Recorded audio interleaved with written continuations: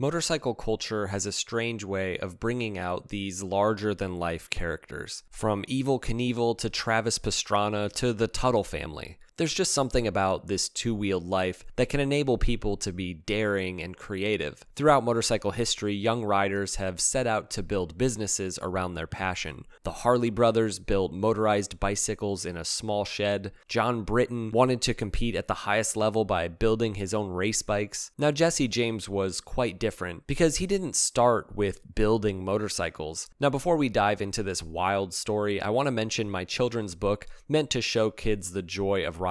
It's called Wolf and His Motorbike, and if this looks cool to you, you can pick it up using the link in the description right from Amazon. You can also read reviews on Amazon as well as Goodreads. Here's one on Goodreads that I think really captures the point of this book. It says, as both an avid reader and a rather fanatical motorcycle and scooter rider, and an advocate of safe riding, and a big fan of children's books, this book hits literally all of my buttons. It gives an accurate depiction of my absolute favorite ride. I love to get my 250cc scooter out, my 18th motorcycle in 55 years of riding, pop my beautiful wife on the back, and cruise to Graham's Ice Cream, or Oberweis, for a couple of scoops of our favorite. Beautiful artwork, sweet story, great book. I have to buy a couple more for my friends. So if you guys want to support the channel and have something cool for your bookshelf, or if you've got some youngsters in your life that you'd like to introduce to the motorcycle life, this is a great way. All right, let's get into this story. Jesse James was introduced to motorcycles much like many of us on a little 50cc dirt bike, which he thrashed around his neighborhood. But early on, his interest went beyond riding to tinkering and even selling the projects that he built, including a 1940s Schwinn bicycle that he restored and sold for $850. But it was those loud, shiny big V-twin choppers roaring around California at this time that solidified his childhood dream of one day being involved in the motorcycle industry. This was in many ways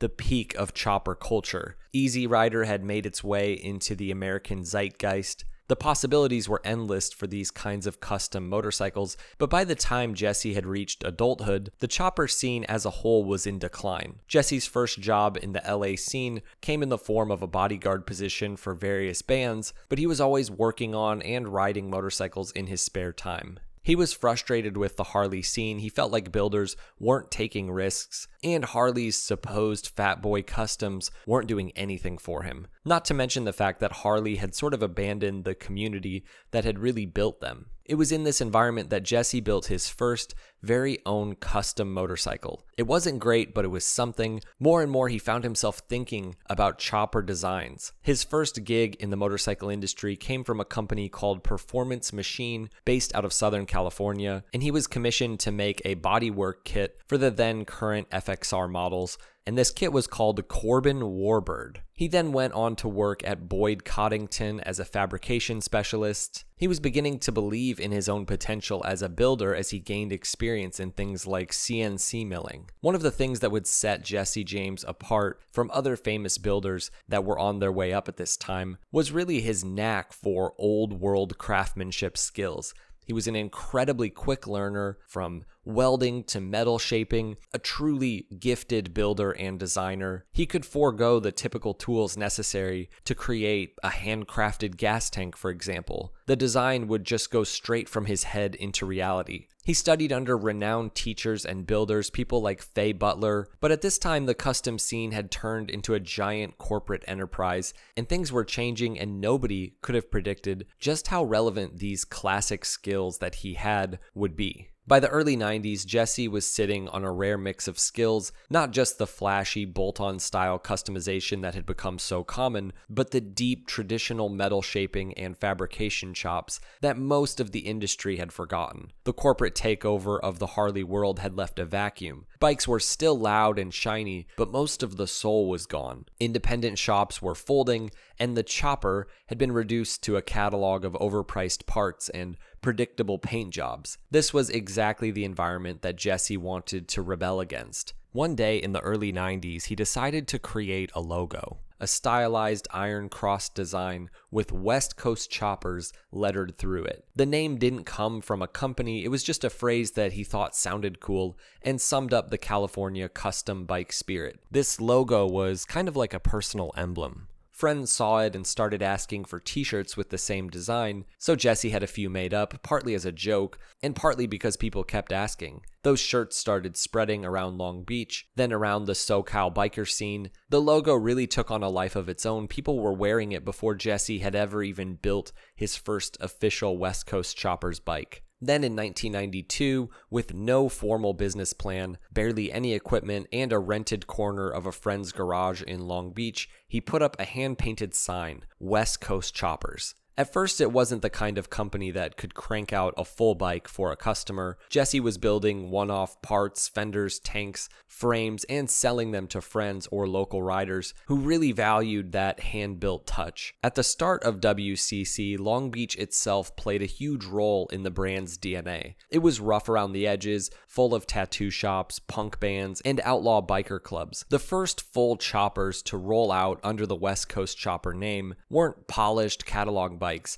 They were aggressive, raw, and unapologetic. Long and low with stretched frames, wild rakes, and unmistakable hand-formed tanks. Jesse was pretty innovative though. The West Coast Choppers CFL revolutionized custom bike frames with its drop seat design, later evolving into the futuristic CFL2 in 2008 and then the CFL3. This original CFL bike is one of the most influential choppers probably of all time. It spawned countless custom builds and helped bring rideable, old-school inspired choppers back into fashion. Jesse also understood something that most builders didn't: branding. That now iconic Iron Cross logo wasn't just slapped on tanks, it was all over t-shirts and stickers and sold to anybody who wanted a piece of this WCC attitude. By the mid to late 90s, you didn't have to own a WCC bike to be part of this culture. You could just wear it. Orders started coming in faster than he could build. Rock stars, athletes, and Hollywood types all wanted a West Coast Chopper bike. But Jesse tried to keep the shop's identity grounded in its original outlaw working class roots. He turned down offers if he didn't think that the customer really got it. West Coast Choppers wasn't supposed to be for everyone. It was for people who wanted something dangerous and rebellious and handmade in Long Beach, not in some corporate factory. In many ways, by the time the TV cameras showed up, WCC had already built its legend. All they had to do was film it. By the late 90s, West Coast Choppers had gone from a guy with a torch in a rented garage to one of the most recognizable names in the custom bike world. Jesse had something that most builders didn't: an instinct for image. The Iron Cross logo was really a flag for anyone who identified with that sort of old school outlaw image, but also this new kind of skate and punk infused version of biker culture. Shirts, hats, stickers were circulating way beyond California. By 1998, you could spot the WCC logo on the backs of kids who didn't even own motorcycles. The same way that, skateboard brands at this time or surf brands had spread all over the world. This brand was becoming bigger than the bikes, but the bikes were still the centerpiece. Jesse's builds were incredibly influential for the stretched kind of choppers at this time. Customers were willing to spend $100K or more because they weren't just getting a motorcycle in their mind. They were buying a Jesse James original made by hand in a shop that really felt authentic and old school. Maybe they thought these bikes were good investments too. That wouldn't be the case. In 2001, everything changed with the Discovery Channel's special Motorcycle Mania. It was supposed to be a one-off documentary about a custom builder in Long Beach, but the show tapped into something that no one had really captured before: the personality, the process, and also just the sheer spectacle of building a one-off chopper. Viewers were seeing more than just a motorcycle being put together. They were seeing this character weld and grind and bend metal like it was an art form, all while, cracking jokes and losing his temper and living the kind of life that I think people imagined a custom chopper builder should have. He was a larger-than-life figure. The success of Motorcycle Mania led to more specials, and in 2002, Jesse landed his own regular TV gig with Monster Garage. Now, the premise was absurd in the best possible way. Take ordinary vehicles and turn them into insane machines in just 7 days. School buses became drag racers, ambulances became wheelie-popping hot rods. The show had enough fabrication to keep gearheads happy, and enough drama to hook, the more casual viewers, and enough Jesse to keep the whole thing really unpredictable. In my humble opinion, though it was intentionally absurd, Monster Garage was one of the best of these kinds of shows at this time, and it was really influential. For West Coast choppers, it really was rocket fuel. Orders poured in, wait lists for bikes stretched years, and the merchandise, which by then made up a huge chunk of their revenue, was selling in malls across America. In the middle of this TV-fueled boom, Jesse was still building some of the most striking, bold custom bikes of this era, the El Diablo series, with their razor-edged frames and fire-themed paint jobs. The bike for Shaquille O'Neal was an absolute spectacle, over 11 feet long with extended foot controls and bars just to fit his massive frame. There was the Gold Digger. Though I don't really care for choppers, especially from this time, I actually like some of the more understated ones from Jesse James, specifically the Camel Roadhouse Streamliner. Celebrities lined up to get their own WCC machine, people like Kid Rock, Keanu Reeves, Brad Pitt. Even corporate tie-ins started happening, though Jesse was conscious of how these moves could make the brand feel sanitized. Unlike another brand that we'll cover, the WCC image was still dangerous, still a little bit dirty, but with every celebrity photo op and, hoodies being sold in the mall, this brand was creeping closer to being mainstream and kind of losing its identity. Jesse wasn't the only one riding the wave. Across the country in New York, Paul Tuttle Sr. and his sons were running Orange County Choppers, which blew up on TV with American Chopper in 2003. Their style was different. More themed bikes with big theatrical reveals, the 911 Tribute Fire Bike or the Black Widow bike with its spiderweb frame details. OCC leaned heavily into spectacle, big paint jobs, and of course lots of family drama. If WCC was for people who really were a part of the hot rod or chopper culture, American Chopper was for people who, they knew choppers existed, but they were in it for the reality TV formula. WCC, by contrast, tried to keep its focus on the fabrication, the metalwork, and also that outlaw image. For those celebrities and just wealthy enthusiasts who had $100K or more to dish out on a chopper, I think anybody would pretty much tell you that the West Coast choppers were a much better product in almost every way than the OCC ones. If you've seen my video on chopper history, you know that the style of choppers has gone through quite a few distinct phases over the last, 70 years or so. From its beginnings in the 50s and 60s to what we see today. When Jesse James was at the height of his popularity, the big trend was power choppers.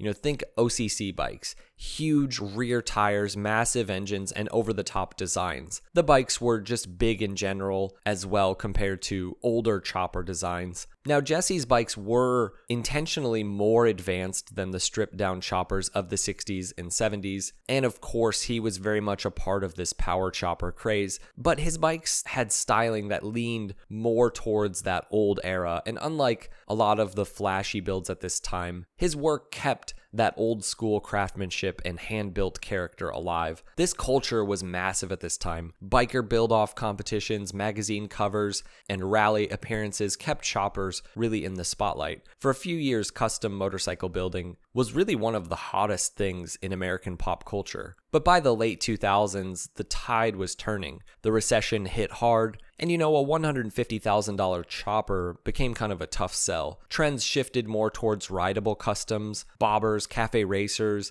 and resto-mod Harleys, instead of these long, stretched-out show bikes. I think it's fair to say that the cafe racer and retro bike craze that kind of took over played a huge part in killing this specific type of chopper craze. On top of that, West Coast choppers got tangled in legal trouble. In 2007, the California Air Resources Board fined the company over $270K for selling non-emissions compliant motorcycles, which is crazy. Jesse claimed that he hadn't been aware of the regulatory change, but this was a big hit to his business, as they were already kind of in decline. Merchandise sales began to cool. The same logo that had once been a badge for rebellion was now being sold at Walmart on mass-produced bicycles. Hardcore fans, I think, saw it as selling out. Similar to the rise and fall of things like the Affliction brand, WCC and OCC were becoming increasingly irrelevant, and Jesse himself was also becoming kind of a tabloid figure. High-profile relationships, public scandals, and eventually the collapse of his marriage to Sandra Bullock in 2010, and then the collapse of many more marriages. Holy cow.